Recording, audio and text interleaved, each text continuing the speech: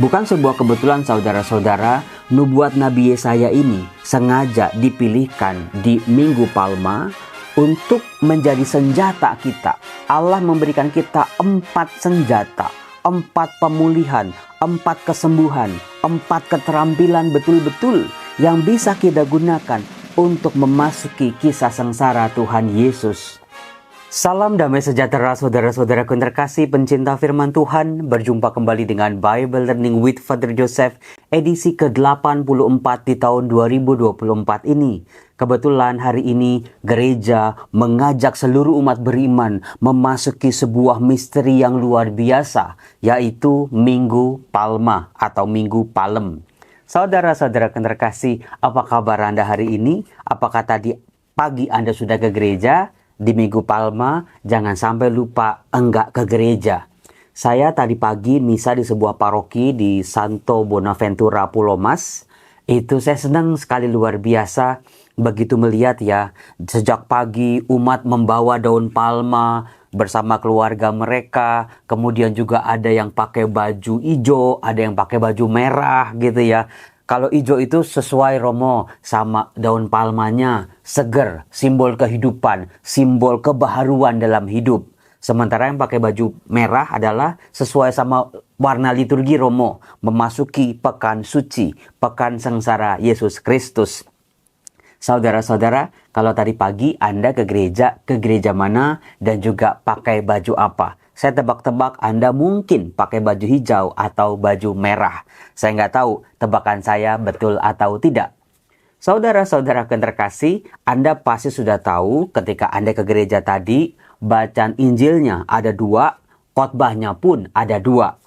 Injil yang pertama itu dibacakan Markus bab 11, bagaimana Tuhan Yesus disambut di gerbang Yerusalem menggunakan keledai, disambut oleh penduduk Yerusalem dengan gegap gempita. Tuhan Yesus disambut sebagai raja. Orang-orang di Yerusalem waktu itu memetik daun-daun palma secara spontan betul-betul, kemudian juga meletakkan baju-baju, pakaian-pakaian mereka di jalan-jalan. Sebetulnya, kenapa sih mereka kok seperti itu? Karena mereka ingat dengan nubuatan dalam perjanjian lama. Rajamu, Mesias yang datang dari Allah, akan memasuki kota Yerusalem menggenakan keledai, Raja Damai. Nah, saudara-saudaraku yang terkasih, siapa tadi yang ke gereja nyanyi gitu ya dengan daun palma di tangan? Yerusalem, Yerusalem, sambutlah rajamu, Hosana, terpujilah, dan seterusnya. Saudara-saudara yang terkasih, setiap nyanyi lagu itu ya, saya sebagai imam ataupun sebagai umat, betul-betul ada getaran. Kalau kita tahu kenapa Tuhan Yesus disambut sebagai raja oleh penduduk Yerusalem. Karena apa? Nanti beberapa hari kemudian ketika banyak orang menjadi kecewa karena Tuhan Yesus tidak mengambil jabatan Mesias untuk memimpin perang bangsa Israel melawan bangsa Romawi. Mereka menjadi kecewa. Teriakan-teriakan Hosana segera berganti dengan teriakan salibkan dia, salibkan dia. Itu di pintu gereja sebelum imam, para petugas liturgi memasuki gedung gereja. Nah, saudara-saudaraku terkasih, dari bacaan-bacaan yang bisa kita petik, betul-betul kita bisa belajar dari daun palma. Saudaraku, daun palma ini ya, kalau saya ambil cuma 1, saya potes, tes gitu, itu gampang banget. Tapi kalau semuanya saya ambil, saya tarik, saya betot-betot, itu keras punya kekuatan. Demikian juga dengan bacaan-bacaan sepanjang perayaan Ekaristi. Gak boleh dilihat satu persatu. Semuanya harus dilihat secara bersama-sama. Itulah kekayaan dalam gereja. Maksudnya apa sih Romo? Tadi secara luar biasa dengan nada yang sangat lirih. Seorang pemazmur menyanyikan Mazmur bab 22, bukan? Anda pasti kenal itu. Ketika pemazmur mengangkat nyanyian, semua orang beriman yang hadir dalam gereja ikut menyanyikan sebuah mazmur yang sangat terkenal. Allahku, ya Allahku, mengapa kau tinggalkan aku? Eloi, Eloi, lama sabachthani. Saudara-saudaraku terkasih, di balik teriakan Allahku, Allahku, mengapa engkau meninggalkan aku? Kita bisa memetik banyak hal. Kalau kita misalnya ditinggal oleh pasangan, ditinggal oleh orang tua, ditinggal oleh anak-anak, ditinggal oleh sahabat, ditinggal oleh rekan kerja, oleh rekan sepelayanan, entah karena mereka meninggal dunia, atau mereka sudah pindah di paroki lain atau tempat lain, atau yang paling memilukan adalah ketika mereka sudah tidak mau lagi bersahabat dengan kita. Mungkin gara-gara kita sekarang sudah jadi orang biasa. Dulu ketika kita masih punya ini dan itu, punya jabatan ini dan itu, banyak orang datang kepada kita. Tapi ketika kita kehilangan segala-galanya, sudah di usia tua, jasa-jasa kita sudah banyak dilupakan orang. Satu persatu orang pergi meninggalkan kita. Demikian juga dengan anak-anak, dulu masih kecil, I love you mommy, I love you papi. Ketika mereka sudah dewasa, sudah berkeluarga, mereka jarang datang ke rumah Anda sebagai orang tuanya. Lalu Anda berpikir, Romo, kayaknya pengalaman ditinggalkan, sendirian, kesepian sudah menjadi pengalaman biasa. Meskipun menyakitkan, tetapi Romo, lain cerita kalau yang meninggalkan diri kita adalah Allah sendiri. Bagaimana Allah, ya Allah, Engkau yang aku andalkan, Engkau yang menyertaiku, Engkau yang menjadi kekuatanku selama ini, Engkau yang menjadi andalanku. Mengapa justru Engkau, ya Allah, yang meninggalkan aku? Sebuah pengalaman yang sangat pahit, cerminan dari orang yang jatuh, terpuruk betul-betul di lembah kekelaman. Sampai-sampai Allah pun tidak terasa lagi kehadirannya. Suara Allah pun seolah-olah sunyi senyap. Saudara-saudara terkasih, siapa yang pernah babak belur dalam kehidupan ini sampai-sampai mengalami pengalaman yang dialami oleh pemazmur di Mazmur bab 22 ini? Pengalaman ditinggalkan oleh Allah. Allahnya sih dekat, Allahnya sih mungkin ada di sekitar kita, tapi seringkali mata kita, hati kita, perasaan kita terlalu banyak ditutupi oleh masalah-masalah, oleh air mata, oleh problem-problem kita. Sehingga kita berteriak, ya Allah, mengapa Engkau meninggalkan aku? Nah, saudara-saudaraku terkasih, pengalaman berat seperti ini pasti tidak mudah dialami oleh orang beriman. Dialami juga oleh Tuhan Yesus dalam bacaan Injil, bukan? Dalam kisah sengsaranya. Di atas salibnya Tuhan Yesus dengan keras berseru, ya Allahku, mengapa Engkau meninggalkan aku? Eloi, Eloi, lama sabachthani. Pengalaman ternyata dirasakan oleh Tuhan kita, pengalaman kosong, pengalaman hampa, pengalaman semua perjuangan tampak sia-sia. Lalu bagaimana saudara-saudara caranya melewati itu semua? Nah, saya belajar inspirasinya dari bacaan pertama, yaitu dari Yesaya, nubuat Yesaya bab 50 ayat 4-7. Ini bacaan ini bagus banget, TOPBGT, keren. Silakan Anda ambil pulpen, ambil kertas, catat betul-betul. Karena di balik Yesaya bab 50 ini, Allah memberikan 4 kekuatan kepada kita. Ketika hidup kita terpuruk, ketika jalan hidup kita menjadi terjal, ketika semua yang kita pernah miliki terlepas dari kita, sampai ke pengalaman ditinggalkan oleh Allah, bagaimana cara melewati krisis-krisis ini? Jangan sampai ekonomi sudah krisis, relasi dengan saudara, dengan pasangan hidup, dengan keluarga juga krisis, dan jangan sampai relasi dengan Tuhan juga menjadi krisis. Mempertanyakan kembali, apakah Tuhan masih sayang dengan aku? Apakah Tuhan masih peduli dengan teriakku minta tolong? Apakah Tuhan masih ada? Apakah Tuhan sudah bosan dengan dosa-dosa kita sehingga Tuhan pun sudah muak dan meninggalkan kita? Saudara-saudaraku yang terkasih, nubuat Nabi Yesaya menjadi kekuatan kita. Bukan sebuah kebetulan saudara-saudara, nubuat Nabi Yesaya ini sengaja dipilihkan di Minggu Palma untuk menjadi senjata kita. Allah memberikan kita 4 senjata, 4 pemulihan, 4 kesembuhan, 4 keterampilan betul-betul yang bisa kita gunakan untuk memasuki kisah sengsara Tuhan Yesus. Saudara-saudara, mari kita lihat Yesaya bab 50. Dikatakan begini, di Yesaya bab 50 ayat 4. Tuhan telah memberikan kepadaku lidah yang fasih, supaya dengan perkataanku aku dapat memberi semangat baru kepada orang yang letih lesu. Jadi, di masa Prapaskah, dengan pantang, dengan puasa, dengan amal kasih, dengan sakramen-sakramen yang kita terima, dengan pertemuan-pertemuan pendalaman iman di lingkungan-lingkungan, dengan semakin mendekatkan diri pada Tuhan, sebetulnya pantang puasa bukan cuma nahan lapar, saudara-saudara. Amal baik kita, kebaikan-kebaikan kita yang kita lakukan sepanjang masa Prapaskah bukan supaya kita seolah-olah kelihatannya baik, tetapi saudara-saudara, Tuhan memulihkan indera perkataanku. Dikatakan Tuhan memberikan kepadaku lidah yang fasih, supaya aku bisa berkata-kata yang bisa menyemangati, memberikan semangat baru. Nah, di sini kita bisa mengkoreksi saudara-saudara, jaga-jaga dengan mulut.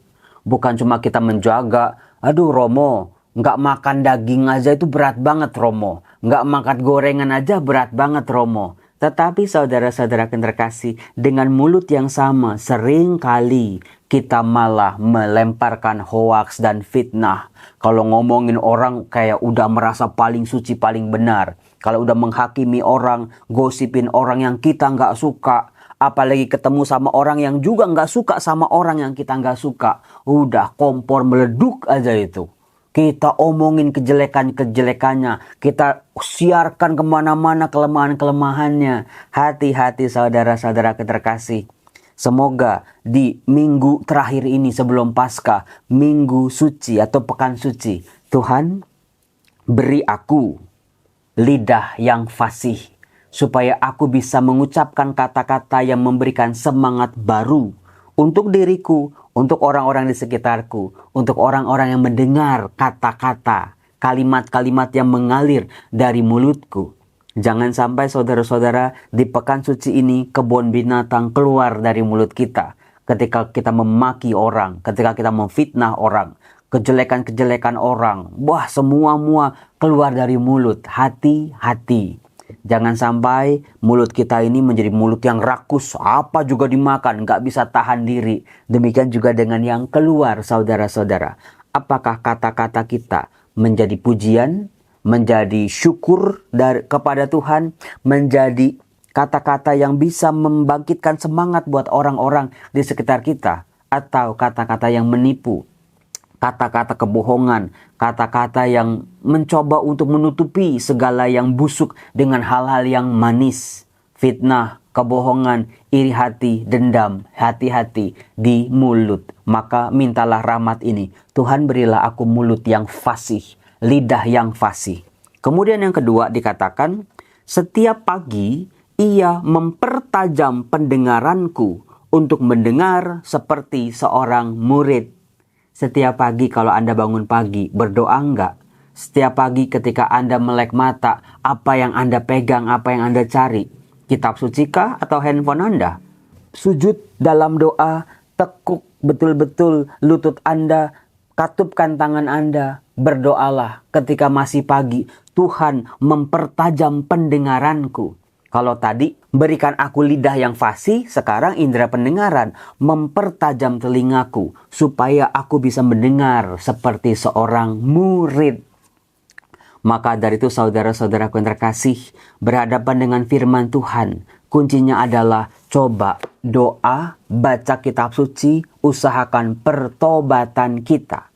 Dengarlah suara Tuhan, bisikan Tuhan setiap hari. Tuhan sulit sekali didengar kalau kita nggak pernah baca kitab suci. Kalau hidup kita terlalu sibuk dengan yang duniawi. Kalau hati kita juga nggak bersih, saudara-saudara. Maka penting pertobatan, pantang puasa yang kita lakukan, penerimaan sakramen tobat. Sebagai usaha kita juga untuk menerima rahmat dari Tuhan yang mempertajam telinga kita. Tuhan ngajar apa sama kita? Oh iya, jadi orang tua yang baik. Hormatilah orang tuamu. Bertanggung jawablah terhadap anak-anakmu, terhadap keluargamu. Menjadi pribadi yang penuh kasih. Bisa punya hati yang lemah lembut. Bisa menerima kekurangan dan kelebihan orang lain. Dan lain sebagainya. Itu semua bisa kita dengar dengan membaca firman Tuhan. Tuhan, buat aku memiliki telinga yang tajam untuk mendengar. Mendengar seperti seorang murid. Saudara-saudara, ternyata pendengaran seorang murid adalah orang yang mau belajar, orang yang mau pinter, orang yang mau naik kelas, orang yang mau kualitasnya makin lama makin baik. Jadi, mendengar firman Tuhan, jangan pakai hati yang membatu. Aku udah tahu kok jalan cerita Injil itu apa. Aku udah tahu kok apa yang mau aku baca, ngapain aku baca-baca lagi misalnya. Punya telinga, mendengar seperti seorang murid, mau belajar. Tuhan, didik aku Tuhan, bentuk aku Tuhan, ajarin aku Tuhan. Kalau aku seorang diri nggak ada gurunya Tuhan, susah. Maka Tuhan mempertajam telinga kita. Kita muridnya, Tuhan yang ngajarin kita setiap hari. Makin lama makin pinter. Masalah-masalah hidup yang berat, tapi bersama Tuhan kita kerjakan sebagai seorang murid. Akan berlalu. Lama-lama hal-hal yang berat tidak lagi berat dalam kehidupan kita. Keren bukan? Nah, yang ketiga, ini dia saudara-saudara. Yang ketiga, dikatakan, aku memberi punggungku dipukuli orang. Dan daguku kubiarkan dicabuti janggutnya. Aku tidak menyembunyikan mukaku pada saat aku dinodai dan diludahi. Ini dia saudara-saudara yang terkasih. Seringkali kita babak belur ketika kita difitnah, ketika kita diludahi atau dihina orang, ketika kita nggak dianggap sama orang, ketika kita dikecilin sama orang, ketika kita dijahatin sama orang, kita langsung bonyok, terus udah kalah. Di sini Tuhan memberikan kekuatan. Akan aku berikan punggungku ketika aku dipukuli orang. Dia akan betul-betul bertempur. Dia akan betul-betul menghadapi masalah demi masalah yang akan dihadapinya. Dikatakan, aku tidak menyembunyikan mukaku pada saat aku dinodai. Aku nggak akan malu karena aku benar. Semua cobaan, semua noda yang orang-orang lemparkan kepadaku, semuanya akan aku hadapi. Ini dia, keberanian. Kemampuan berkata-kata, kemampuan mendengar, kemampuan menghadapi masalah. Jangan takut, jangan khawatir. Sebab Tuhan memberikan kekuatan luar biasa pada kita. Nah, yang terakhir dikatakan seperti ini. Aku meneguhkan hatiku seperti teguhnya gunung batu. Karena aku tahu bahwa aku tidak akan mendapat malu. Jadi hati yang teguh. Betul-betul. Dari dalam, bukan cuma tampilan luarnya aja dengan segala make up dan aksesoris rohani, tapi dari dalam. Aku meneguhkan hatiku, hati yang tidak bercabang, hati yang taat, hati yang setia kepada Tuhan. Aku tidak akan mundur karena Tuhan besertaku. Sebab Tuhan dikatakan menjadi gunung batu bagi orang-orang yang percaya. Saudara-saudara terkasih, luar biasa bukan? 4 pemulihan akan terjadi sepanjang masa pekan suci ini. Maka ambil betul-betul tawaran rahmat itu. Saudara-saudara, kalau saya katakan di mall dekat tempat Anda tinggal, ada diskon gede-gedean 95%. Misalnya merek terkenal gitu ya yang mau bangkrut. 95% sale begitu, tanpa syarat dan ketentuan berlaku. Saya yakin pasti Anda tergoda untuk ikut-ikutan ngantri, bukan? Nah, di masa Prapaskah ini, di pekan suci ini, Tuhan membuka tangannya lebar-lebar buat kita. Betul-betul pengampunannya diberikannya buat kita. Tapi kenapa? Kalau sale barang-barang bermerek 95%, banyak orang yang antri-antri. Tapi kenapa di kamar pengakuan tidak banyak orang yang datang memohon pengampunan dari Allah? Mengapa ajakan Tuhan ini seringkali dianggap sepi oleh kita sebagai orang beriman? Saudara-saudara, dengan 4 pemulihan inilah pengalaman terberat dalam kehidupan kita bisa kita lalui. Bisa betul-betul kita terima sebagai bagian dalam kehidupan kita. Nah, saudara-saudara, di Minggu Palma dibacakan Injil yang kedua. Injil yang kedua itu diambil dari Markus bab 14. Saudara-saudara, Markus 14 sampai Markus 15 berisi tentang kisah sengsara Yesus Kristus. Dari Yesus ditangkap, diadili oleh imam-imam, oleh Pilatus, sampai nanti Yesus wafat di atas kayu salib. Seolah-olah pekan suci ini dibuka oleh pengalaman-pengalaman di Minggu Palma. Bacaan-bacaan yang dibacakan dalam Minggu Palma betul-betul menjadi renungan buat kita. Apa sih yang akan dimasuki, akan dihayati oleh seluruh gereja memasuki pekan suci, kisah sengsara Yesus Kristus. Supaya kita umat beriman tahu, betul-betul mempersiapkan dengan sungguh-sungguh. Mengapa persiapan sebelum Paskah menjadi penting? Ternyata akarnya bisa kita baca dalam Perjanjian Lama, dalam tradisi orang-orang Yahudi, di mana dikatakan di Injil Yohanes ya, mereka akan merayakan perayaan Paskah dan perayaan roti tanpa ragi atau roti tak beragi. Dikatakan di situ mereka harus menyucikan diri sebelum merayakan Paskah. Jadi seluruh orang Israel pada zaman Yesus ketika Paskah mereka berbondong-bondong dari berbagai macam negeri pergi ke Yerusalem. Itu bukan untuk merayakan Paskah saja, tapi pertama-tama sebelum mereka merayakan Paskah mereka harus membersihkan diri, menyucikan diri. Misalnya seperti kita lihat di kitab Imamat, mereka mengadakan korban penebus salah, korban pendamaian, korban penghapus dosa, korban pemulihan, dan aneka macam. Supaya mereka merayakan Paskah, jangan sampai ada kotoran sekecil apapun ada dalam hidup mereka. Sehingga Paskah, peristiwa agung itu betul-betul menjadi Paskah agung buat gereja dan juga buat mereka yang mempersiapkannya dengan sungguh-sungguh. Maka dari itu saudara-saudara, pentingnya gereja menyediakan waktu buat seluruh umat beriman untuk mengolah pertobatannya. Nah, apakah Anda tahu saudara-saudara, penginjil Matius, Markus, Lukas itu masing-masing punya jagoan-jagoan. Maksudnya apa, Romo? Misalnya, di Injil Lukas, menarik adalah sebelum Yesus memasuki kisah sengsaranya, ditangkap di Taman Getsemani, ternyata muncul satu orang yang mendahului betul-betul sebelum Yesus ditangkap memasuki kisah sengsaranya. Orang itu ternyata adalah janda miskin yang mempersembahkan di bait Allah seluruh nafkahnya. Kehadiran janda miskin sebelum Lukas menceritakan kisah sengsara menjadi begitu penting. Mengapa? Setelah para murid gagal, orang Farisi, orang Saduki, para imam, orang-orang yang mengikuti Yesus dari Galilea gagal memahami siapa Yesus, gagal menangkap apa yang dimaui oleh Yesus, gagal ikut serta apa sih yang dimaui oleh Allah ini dalam diri Yesus.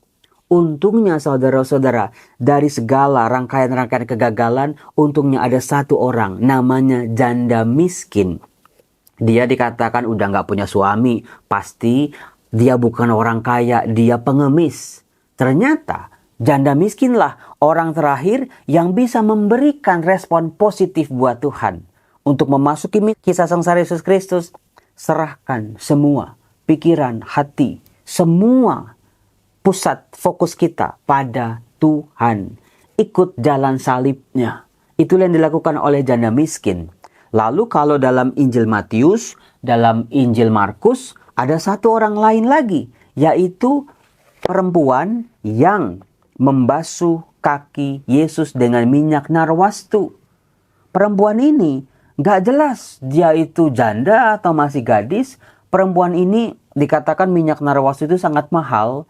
Harta satu-satunya dari bapaknya sebelum nanti dia menikah digunakan itu untuk mengurapi kaki Yesus.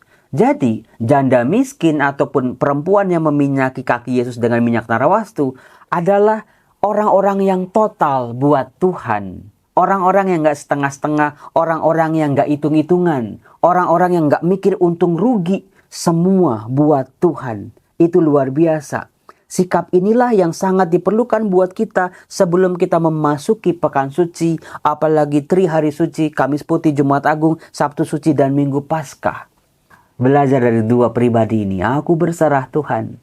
Kuserahkan pikiranku, kuserahkan kehendakku, kuserahkan masa depanku ke dalam kemahakuasaan-Mu. Aku akan ikuti jalan salibku Tuhan. Engkau kemana, aku ikuti Tuhan. Ajar aku setiap hari dengan segala macam didikan-didikan-Mu, supaya aku bisa melewati masa-masa tersulit dalam kehidupanku ini. Keren banget bukan? Saya Romo Yosef, selamat memasuki pekan suci. Salam, Tuhan berkati.